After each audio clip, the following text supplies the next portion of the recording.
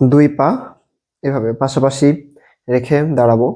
এবার ধীরে ধীরে এভাবে নিচু হব এবং পায়ের টোয়ের ওপরে চলে আসব। এখান থেকে দুই হাঁটু সামনের দিকে নিয়ে যেয়ে প্যারালাল করার চেষ্টা করব এবং এই যে এই অবস্থাতে আমরা আসব। দুই হাত সাইডে রাখতে পারি শুরুর দিকে ব্যালেন্স করার জন্য। যখন ব্যালেন্স হয়ে যাবে এরপরে আমরা দুই হাত আস্তে আস্তে উপরে উঠাবো। আমরা সামনে রাখতে পারি বা সামনে দুই হাত তালু লাগিয়ে রাখতে পারি, অথবা ওপরেও রাখতে পারি। এভাবে দুই হাতে তালু ওপরের দিকে। এভাবে যতটুকু সময় থাকতে পারবো এভাবে আমরা অবস্থান করব। এরপরে ধীরে ধীরে পূর্বের অবস্থায় চলে আসবো।